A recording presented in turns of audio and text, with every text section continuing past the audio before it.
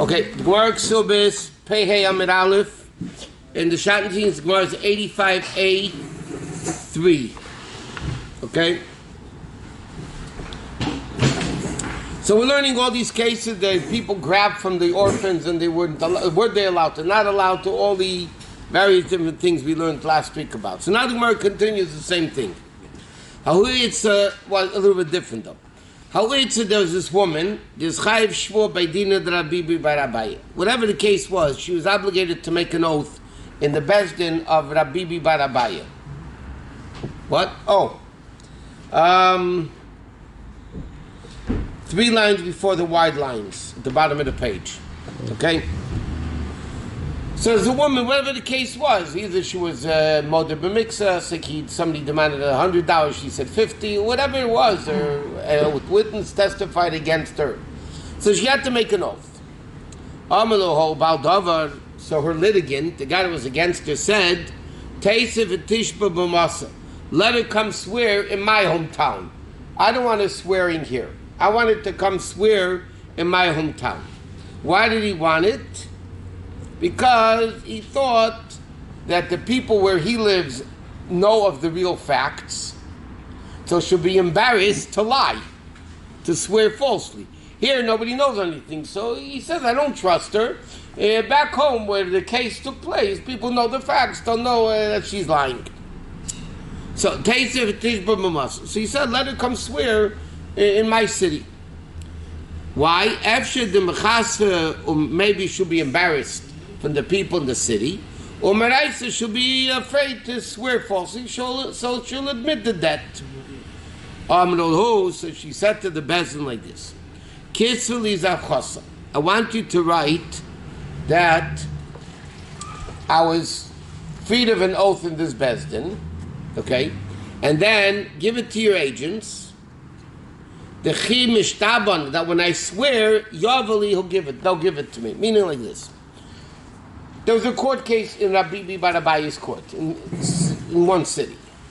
Okay? She had to swear. Once she swore, she would not have to pay the debt. Like we learned last time, you don't swear and take most of the time. You swear and get out of payment. This woman, Bezdin said, Rabbi Barabaya said, okay, you have to swear and you won't have to pay the debt. So she said, okay, but I'm going to go to the other city and swear. I want you to write me in this Bezdin that when I swear, I won't have to swear. I'll be freed from my debt. Okay, that means all I have to do there is swear, and then I'm freed from the debt. Don't sign it yet, and give it over to the agents of Bezdin. And then after I come to that Bezdin and I swear, I want them to give me a document that I'm clear, that I don't have to pay anything. So Rabbi Barabai said to the agents, Kisula, write such a document. Okay? Now, what happened is, Amar Rav Papi, so Rav Papi, who was there, not Rav Papi, there's a different person, Rav Papi, he said the following. He said to Rabbi Barabaya, he said the following. Mishum da'asis mimoloi, because you come from short-lived people. Amnisi milu malaisa, you say to incorrect things. It basically says, because you come from people that don't live long, you say stupid things. Which means like this. Rabbi Barabaya was Abaya's son. Rabbi Barabaya, the famous Abaya. Now, Abaya and Rava were related, by the way, and they came from Eli HaKoyin. You know, the forebearer of Shmuel HaNavi. Now, because of Eli's children sinned, there was a curse on them. And they all died young. Eli's children were not proper. There was a curse on them, and they all died young. So the people from Beis Eli, descendants of Eli, died young. So Rav Papi said to Rav Bibi Barabaya, because you come from Beis Eli, who don't live long, so you have to say things that are incorrect. So what you just said was incorrect. Why? Because Ha'amar Rava says, Hi Ashtrosa the Daine, judicial certification. The Michte Vekame that says like this. That was written, Mikame the Nachas Sadach Simis Yadayum, Psula is not kosher. Meaning like this. Bezdin had a way of validating witnesses.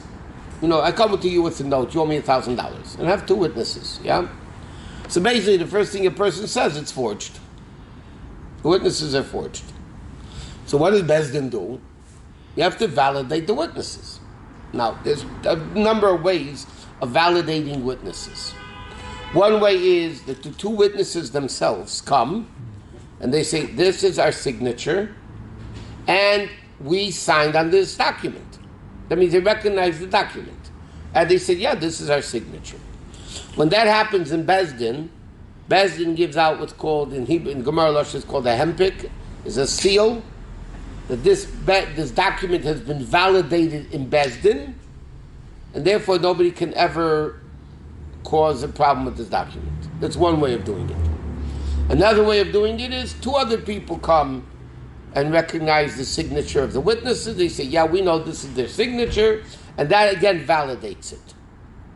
Okay, now, what happens though, and this is what Rabbi said, there was a document that the witnesses didn't come yet to testify that they will sign. That is their signature. But they want that you should write the document beforehand that these two witnesses are coming to testify on their own signature that it's valid. To write the document first, and then when they come, then you'll sign it. So Rabbi said that document is not kosher to begin with. You can't write a document that we validated the testimony of the witnesses before they did it, even though you're not going to give it to them yet. Even if it's not signed yet? Even if it's not signed yet. That was Rabbi's Chiddush. Even though it's not signed yet, you can't give it. That's what he says. Ayashasa the Daini, judicial certification, what's called the hempik, the michtav that was written, before the witnesses testify that this is their signature. So you wrote the document, I have it ready. He says psula. Why? Because mechsik is shikra. It looks false. How do you write a document before the thing happens? You're writing a document that the witnesses are testifying or testified on their signature. Okay, you didn't sign it yet, and then when you testify, you'll sign it. But how do you write a document before they signed it, before they testified that they testified? Rabbi says such a document is not kosher. What was their motive? 1 second. What happened over here? This lady said, write a document that I swore and I'm freed. Similar. Right? It's exactly similar. You're writing a document that she swore, she didn't even swear yet, but you're writing a document that she swore, and therefore she doesn't have to pay the debt, and you give it over later. Rabbi said you can't write a document that's false, even though legally you can use it later. Well, you don't know if it's false. It's just It hasn't happened yet. It's preemptive. Yeah, well, preemptive is false. Hasn't happened. Preemptive is false. It didn't happen. If it didn't happen, it's false. What if she said? So he says to Rabbi Barabaye, okay, this lady said, I agreed to swear in the other court, but I want you to write a document that I swore and I don't have to pay it. And you'll give it to your agents and they'll give it to me later. So Rabbi said, yeah, good idea, write it. So the puppy says to him, what are you, crazy? How do you write such a document when Rabbi says it's a false document because it doesn't look right? So Hachanami here also, Machzik is Shikra. So therefore you can't do it. He says no, but the Gemara says Valesa, that puppy is wrong for asking a question of Bibi Barabaya. Rav Bibi Barabaya was right for giving her the document. Why? With Rav Nachman, because of the din of Rav Nachman. Rav Nachman says, Rav Meir used to say, Afilu matzah ba'ashpa. If a man found a get, I can tell you in a second, in the garbage, and he signed it and gave it to his wife, kosher, it's a kosher to get. Under the garbage? 1 minute. Let me explain this din because we need to know it for the next few lines in the Gemara. A get has to be written. The Torah says, because of law, sefer krisis v'nasan b'yadam. The Torah says you have to write a get for her. That means you can't just write, let's say there's Yitzchak ben Avram and Rivka bas Sarah, Rivka bas Yitzchak. Okay? So you can't just write a get, copies. What are you looking for? Just Duplicates. not, A template. no, I'm just saying it's. And you Okay, fill well, in the words, I forget the words. You can't just write a get, basic expressions, basic names, and now somebody wants to say, I have a get with your name on it. You could use it. You're not allowed to. The get has to be written lishma. A generic. A generic, that's that. Good, thank you. Can't write a generic get, and then if it comes, okay, we'll use it. It has to be written for him and for her. Okay?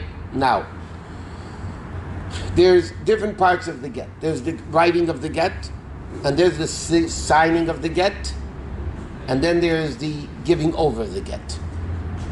Okay? You have the writing of the get, then the witnesses sign the get, okay?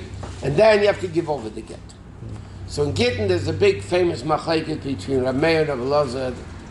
Is it Eide Chsima Karti or Eide Mesira Karti? What actually makes the get? Is it the signature of the witnesses? Is that what validates the paper, the get? Or is it the giving over of the get? Okay? So technically, according to Rabbi Elazar, you don't even have to sign a get. If there's two witnesses, the get is written up for his name, for her name, everything, a proper get, and the get is given over in front of two witnesses to the wife. Rabbi Elazar says it's a valid get. Rabbi Meir says no, you need chsima, lishma. You need the signing of the get. Now, what happens? According to Rabbi Meir, this is the case the Gemara is saying now. A guy's walking in the street. His name's Reuven ben Shimon, whatever the names that the Gemara always uses. He sees in the garbage, there's a get. Opens up the get. It's not signed yet, but it's interesting. It's his name and his wife's name in the get. A generic get. So Rabbi Meir says you could take the get out of the garbage. You could sign it properly in front of Eidim, and the get is kosher. It wasn't written for his name and for her name. The mayor says it doesn't matter as long as it's signature. The mayor says ein v'kosev ele v'chosam. When the Torah says write, it means sign. That's what the Torah means. So the mayor says afilu motze ba'ashma. Even if a man found a get in a ashma, is not like today's garbage. It's mamish garbage. V'chosma v'nosla. And he signed it and gave minu kosher to witnesses, and he gave it to her. Kosher, it's kosher. Okay? Now, the question is, that document should be false. Because when they wrote the names, it wasn't happening yet, the divorce. According to the Rav's din, that any document that looks false is not kosher, so why isn't this get not kosher? Because it also looks false. You found the get in the garbage that somebody wrote for two people that are divorcing that they never intended or wanted or thought about divorcing.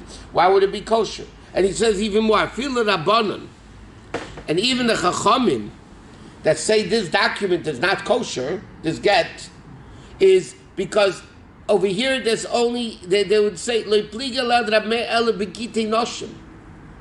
only time the Chachamim say this get wouldn't be good is by a get of a woman.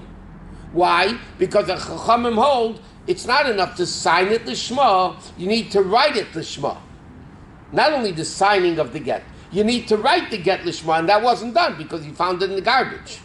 So he says, Avo b'shtar shtaris, but in all the other documents, all other loan documents, this document, selling documents, whatever, Meidele, the Chacham would agree to me that it's good. Right? Why? The Ravasi, Rabbi Yechanan, because Ravasi said the name of Rabbi Yechanan, Shtar Shalava Upare. Okay? A document that you borrowed money with, and you paid it, you can't re-borrow with the same document. The interesting thing, I lend you $1,000, There's a document, yeah? Okay, you pay up the money. So you know what? Lend me $1,000 again. We'll use the same document. Why should I have to pay a sefer to write it? Years ago, you had to pay a guy to write it. There's no copy machines, printing machines, right? They used to write it by hand. It costs money to get a sefer to write it by hand. Then you have to do bedin and edim. Hey, it's a hassle. The guy says, you know what? Let's reuse the document. How could you do that then? Why not? Don't you have to have the edim and everything? Yeah, well, the document is a valid document. We'll just use it again. There's no date on That's it? right. There's a date. Yeah, but That's if right. they Use don't it mark again. down that it was paid, he's saying it's still a valid this start. guy walks by a trash heap and he sees a That's get. what he's saying. And if you change the date and change the item, Well, you can't cross out things in a document. Well, not in the get, not in the Also, Kesubos. he walks by a trash heap and he has to see his get. How is that possible? Is that the only weird thing you see in the Gemara that happens? There's a lot of cases. Just happens to look in a trash heap and he finds his get there. How is that possible? No, he found a get with his name and his wife's. So he How's said, that you know, possible? maybe it's not a bad idea. Let's do it. Let's do How it. is that possible? The Gemara says what happens if it happened. Now, the difference though is that why can't you use that document, the loan document? Think about why not. So Gemara says shekvar nimchu shibudei, because the lien is finished already. Meaning like this. We learned already many times in the Gemara. When I lend you $1,000, when we write a document that you owe me $1,000, yeah. So there's because there's it's not an oral loan, it's a written loan. So therefore there's a lien on all the properties that I own now, even if I sell them later, right? If you sell them later, there's a lien on the properties from the date that's in the document. Therefore, what is the accomplishment of a shtar? The accomplishment of a shtar in a loan is that there's a lien on the properties because of it. So Gemara says like this: once you pay it back, there's no more lien on the properties. Correct? Now, how do you create a new lien from the new date? New document. You can only do a new document. In other words, the document accomplishes that there's a lien on the properties that he sold to people after the date of the document. But once you pay back, there's no more lien. So if you're talking about between the two of them themselves, that's not a problem. You can use the same document. But the purpose of a document is to be able to collect from the fields the collateral and the lien that the fields that he sold. So the Gemara says that's why the document is not good. Not because it's not a kosher document. In other words, really it's a kosher document, even though it looks false. You have a new document, he lent him the money, and he paid him back, and he didn't lend him the money. It looks false. You're writing a document that he lent the money before he lent him the money. Right? He lent him a month ago, now he's lending him again, so you have a document a month ago that he lent the money, he didn't even lend the money then, because that was paid back. But otherwise, the document would be kosher. In other words, the whole discussion now in the Gemara is, Rabbi Bar said you could write a document that she swore and she doesn't have to pay, yeah, and they'll use it later. Correct? When she swears and the other bezdin, they'll give her the document that she swore and she doesn't have to pay the debt. So the puppy says to him, "What are you talking about? It's not legitimate. It looks like a lie, and it is a lie because you're writing that she swore and she didn't swear yet." Okay? So he said, "Why are you saying such a ridiculous thing?" So the Gemara says, "No, he's wrong, Rav Papi. Because the Gemara shows from Rav Nachman and from all these other people, such a document is good. The only reason that Chacham say by a get, it's no good, because a get has to be written for him and her, not only signed. It has to be written for him and her, and it wasn't. Or the case of a loan document, it's only not good because the lien now falls off, and how do you create a new lien? But the document itself would be a good document. So you see that even a false document that looks false, but eventually will be a true document, would be valid. So Rabbi Bar was right. What? Can you use the document few times if the due date, is not yet? It's not there? No, like they said, the due date, like imagine Rosh Chodesh, Rosh Tishrei. Okay? So I give you $1,000 back. Oh, I want more tomorrow again. I pay you. Can you use the same shofar again? That's what the Gemara is saying. So if And the Gemara says you can't. No, why not? The due date is not yet. Maybe it's like 2 months from now. No, that's a predated I pay you document. early. I came back, I borrowed money from you. Okay. Today I lend you money. Yes.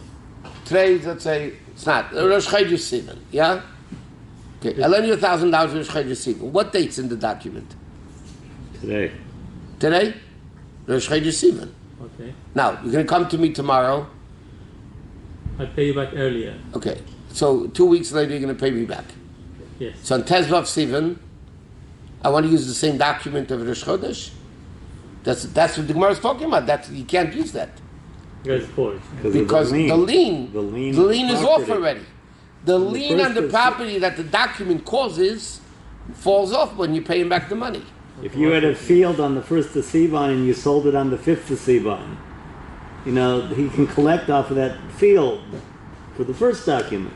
But now you're loaning money on the 15th. He can't go back and collect this field that you sold already before. There's no lien on the field. But without that, the document itself would be good. Yeah. If you don't want to collect from fields. You want to go to fields to collect. You just want to collect from the guy himself. You just want to prove that you lent him the money. It would be a good document.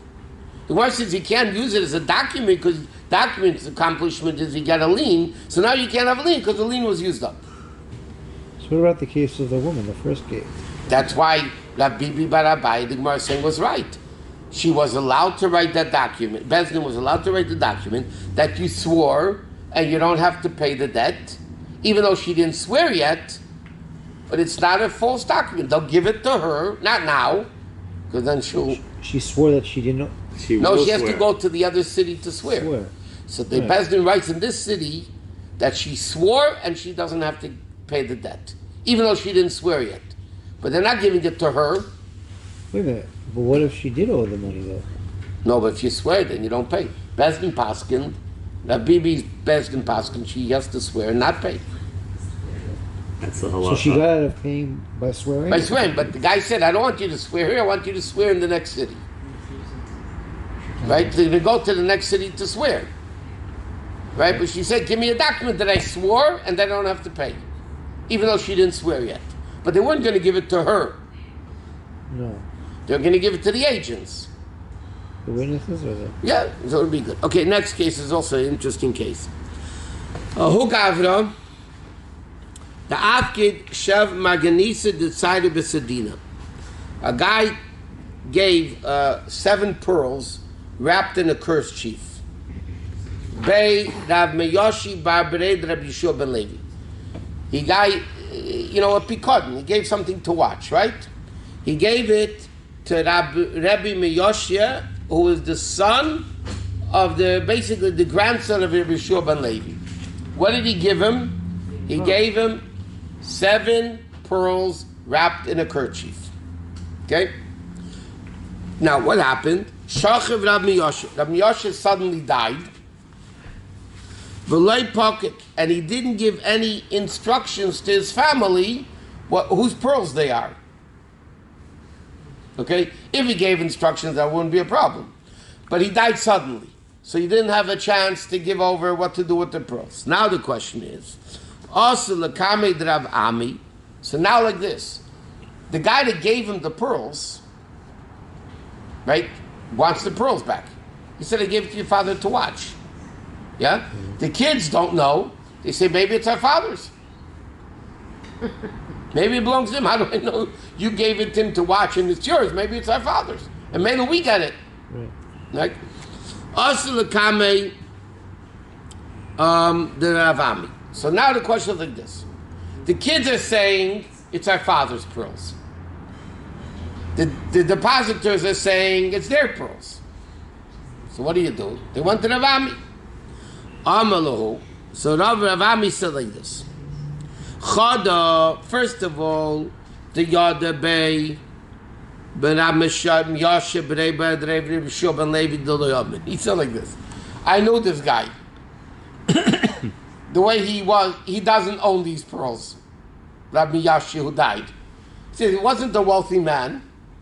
I know the guy, he is not shy that he should own these pearls. Number one. Secondly, the depositor gave a simon identification on the kerchief with the pearls. In other words, it's very simple. The kids, they really don't know. They're saying it's our father's, so we keep it. The depositors are saying, we gave it to your father to watch for us, right? They come to Bezdin, and they identify the pearls exactly. 7 pearls, what kerchief, the whole spiel, right? Yeah. So Rav Ami says like this, it belongs to the depositor. Why? Number one, knowing this Rabbi Yashi, he didn't own such pearls. Because he was poor. Yeah. Secondly, they're giving a sign. Logically, who would it be? Who would it be? If it wasn't theirs, the depositors, how would they be able to give a simon what it is? Did they bring the pearls in the handkerchief and they... No. Oh, so the Gemara says though, V'lei amaran, this then only applies, if the depositors weren't common visitors by Rabbi Yoshi's house. Because if they would always visit him, then they could have seen it, and they would be lying because they saw the kerchief and they saw the pearls, and then they would be lying. He says, but if the depositors would regularly go in and out of Rabbi Yoshi's house, I would say something else. Maybe another guy gave it to him to watch, and they're just lying and saying it's theirs. This is the case of Hamosi and Rav Haraya, because see, the children, they're holding the money. You can't, oh, this is mine. Okay, getting a proof. Is that the case? They didn't have any proof of it? They didn't have any some writing? The kids didn't have, no, there was no writing. Obviously, if it was writing, there wouldn't be an issue. Did the kids... The kids don't know for sure. Think about it. Did the kids bring to Vestin? But this is the case of the handkerchief and the pearls the way they were to Vestin, so that they could be identified? Yeah. Okay. And these guys identified it. Because Rabbi Yashi didn't have means, okay? Meaning like this. If he would have been wealthy, that it's shaykh, that it was his, then you could say, Meitzim Chaver Olavaraya. That George cannot say such a thing. Oh, he's poor, he's this. He can't. George can't say like this. Why? George can't say such a thing. Sure. It's called Shuddha D'Dainyan. No, there's a thing called Shuddha D'Dainyan. It's the estimation of the Dayan. You have a lot of cases like this. That's knowing the person, he wasn't a man of means. He said he couldn't have owned the pearls. Now, the Mefarshim explain very simple. What happens if he would have been wealthy? Let's say Rabbi Yashi would have been a guy that could have owned the pearls. And they come along and they say, the depositors say, they give all the simonim. Exactly the 7 pearls and the wrapped and what type of pearls and all the whole thing, yeah? It's still not a proof it's theirs. Because he could have bought it from them. No, couldn't he just give it to him as a gift? Or he bought it from them. Yeah. Either he bought it from them, or if they gave it as a gift, they're not going to come and say, we want it back. Come on. Sure they would. If he would have been a man of Like the means, kids, you know. Indian giver. Indian giver. He wouldn't, so the Gemara says like this, that's why Rav Ami said there's 2 things over here. Number one, most probably, logically, they're not his, because he doesn't have the means for it. Secondly, if they didn't give a simon, then they also wouldn't get it, because of the Meitzim Chaveira Varaya. But to say it's probably not his, because he's not a man of means, right? Plus, they gave a simon which identifies it as theirs, so then Rav Ami says they could get taken out of him. So what do they claim? That they gave it to watch? To give it to watch. He was going Because, out of town and they gave him... Showman, so whatever it is. Well, they're leaving town, they gave it to him to watch. But you're saying if he was wealthy, it would have been different? Or Yeah, because then we could have said, even though they gave signs on it, simonim, but they could say, yeah, maybe it was once theirs, And Rabbi Yishai bought it from them. So you have to say two. Yeah. But he said one time, the last thing the Gemara says though, that if these guys were always in Rabbi Yashi's house, then the simon wouldn't mean anything. So even though he's not a man of means, I would say maybe somebody else gave it to him to watch, not these two guys, or one guy, whatever. Yep. And a similar case, another thing. But why wouldn't somebody else come to claim it then? Maybe they will. Maybe they will.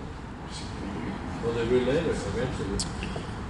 You understand? Because the kids, we learned that in another Gemara also, because the kids really don't know what's going on in the father's finances, whether it's a loan or owed money and not owed money, did he pay, didn't he pay, the kids don't know. Okay? The guy gave, these guys, whoever they were, gave the handkerchief with pearls, what do the kids know? They don't know. Why would the kids So they're saying, no, it's ours. It's in our house. It's ours.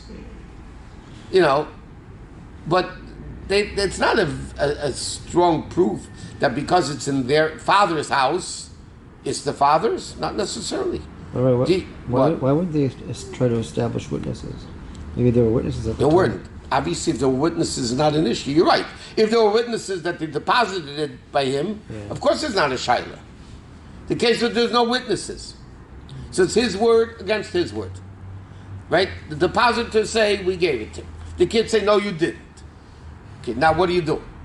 How do you know if they So Rav Ami says, listen, there's two aspects of it. Number one, logically, it's not his, because he's not a man of means that can afford these pearls, that it should be his. Obviously, he's watching it for somebody. So they gave a simon, so they should get it. And the Gemara says a similar case. Ahu gav the afkid kosa the kasper bechasa. There was a certain guy who deposited a becher, a silver kiddush cup, with chasa. That was this guy's name. Shachiv chasa. So chasa died suddenly. Rashi says suddenly. Okay? V'lei pocket, and again, he didn't give over instructions what to do with the cup. Is it his, not his, whose is it? You know. So also the comment of Rav Nachman. They came before Rav Nachman, again, the same thing. The depositor says it's my cup, and the heirs say, no, it's our cup. Okay, same exact case. Armelos, Rav Nachman said to them, listen, Yodana bei b'chasa dolei amid. I know chasa, Rav Nachman says. He wasn't wealthy. Okay? So to say he owned a silver cup is doubtful. Secondly, v'heida kol yohev simona. He gave a simon on the cup. Exactly the same case like before. And therefore, what did Rav Nachman paskin? It goes back to the depositor. Yeah? But again, he says the same thing. This is only good when the depositor doesn't always go into this guy's chas's house. Because if you go into the house, you can tell him everything that's going on in the house. You know all the identifications. How do you establish if he's going in a lot? That's the fact. People know if he went in or not. But if he did go in and out, then Eimet in Shachrin and Afkid, Vil Merchse Chazan, they just saw what's going on in the house and that's it. Okay. Next. Ahud Afkid Metaksa Beit Abdimi Ahud Rav Safra. There's a guy that gave a very what? Before you go, why Gemara give another case similar? What we're getting from that? The Gemara is just saying why. The Gemara is just saying another case that happened. The same thing, no? Huh? The same thing. There is no. It is the same case. The Gemara is just telling you different cases that happened. Meaning, not only did Rabbi Paskin like that, Rav Ami Paskin like that, Rav Nachman also Paskin like that. What you gain by that, then it's a majority opinion, basically. It's just strengthening the halacha. Right, strengthening the halacha, right. And then again, the same thing. A third case. There was a guy that gave silk garments, which is expensive in those days, very expensive silk garments. Bei Rav Dimi Achod Rav Safra. They gave the deposit Rav Dimi, the brother of Safra. Okay? What happened? Shachad Rav Dimi v'lei pocket. Again, Rav Dimi died suddenly, and again, he didn't leave over what to... Dying suddenly. Everybody's dying suddenly, the whole world. Don't be a fool, watch first. Also, the comment of Rav Abba. So they came again to be with Rav Abba. Again, He identified the garment with a siman, and he said, it's my garment. The kids are saying, I don't know who you are, it's ours. Amalahu, so again, when they came before Rababa, so Amalahu, Achado Yadaina, Babe Rav Dimid Lo Yaman. First of all, I know it's not Rav Dimid. He wasn't a man of means, it's definitely not his. Again, the depositor gave a simon. Again, the exact same Gemara. That only applies to the deposit that doesn't go often into his house. But if it's a guy goes in and out a lot, it's somebody else's, and they just saw it. Again, it's the same exact case. Next, it's very interesting cases in the Gemara, by the way.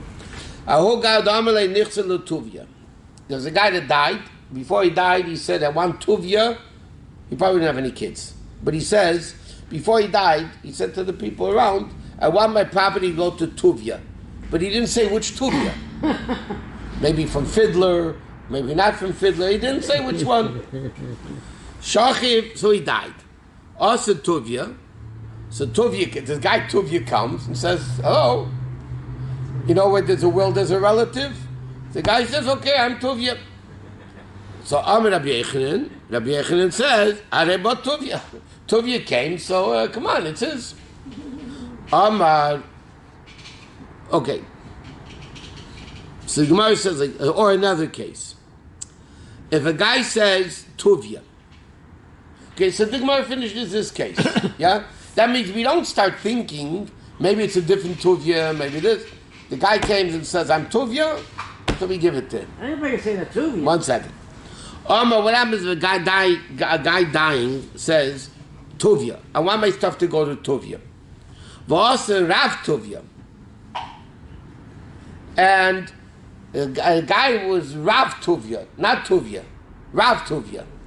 So the question, did he mean him or not?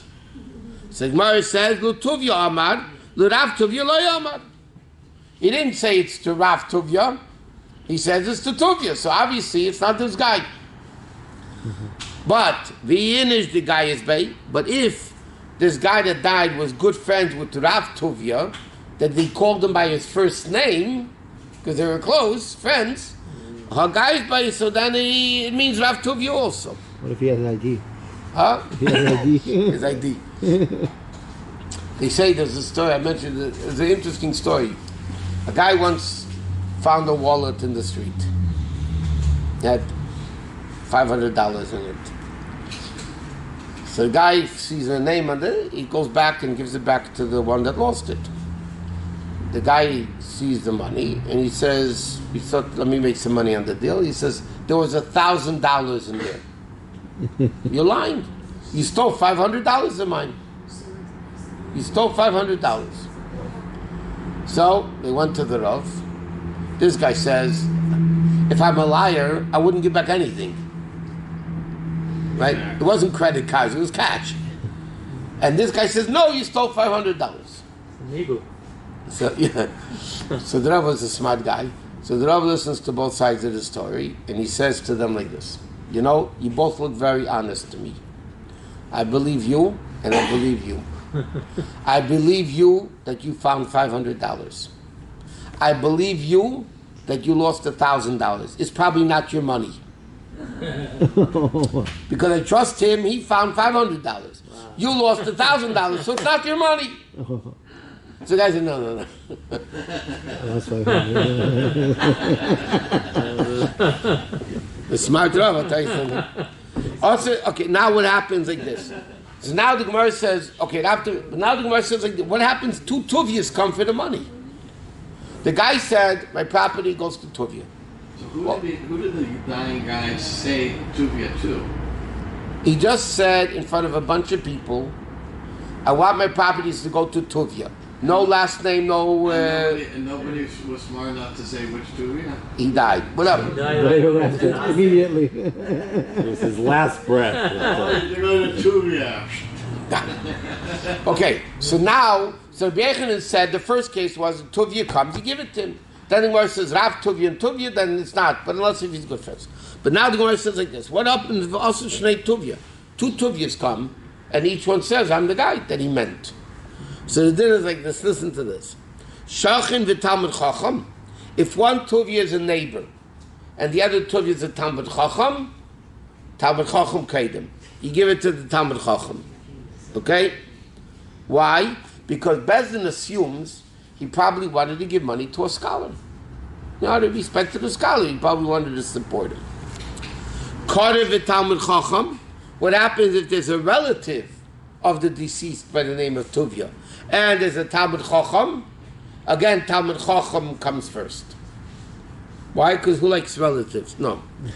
Again, the same thing. He wants to. Gemara says he wants to. So why before wouldn't it go to Rav Tuvia? Huh?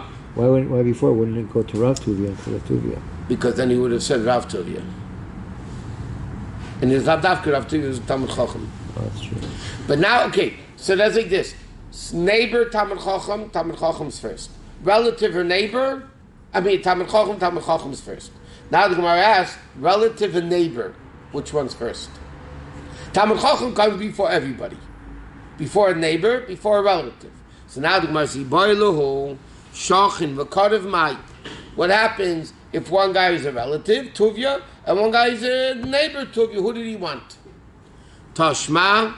So the Gemara answers, there's some price that says, Tev Shachin Karev Me'achrachik. Shlomo HaMelech says, a good neighbor is better than a distant brother. That's crazy. So then the halacha is you give it to the Neighbor. That's right. No, okay. Well, your phone's being, it said no caller ID. I don't know what that means.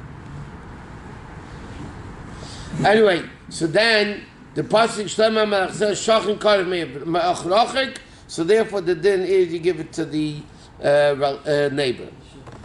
What happens? Shneim krevim or shneim shchenim? What happens if both are either relatives or both are neighbors? So then the Gemara says what we said before, the expression shudid the daina. Or both chachamim. In other words, they're both equal. So which Tuvia do you give it to? So the Gemara says shudid the daina. You let the judges decide who they assume the guy wanted to give it to. that's right. It's okay. Roshi, your phone's ringing again. Huh? So then, that's it. You give it to the one the Bezdin thinks to be the right guy.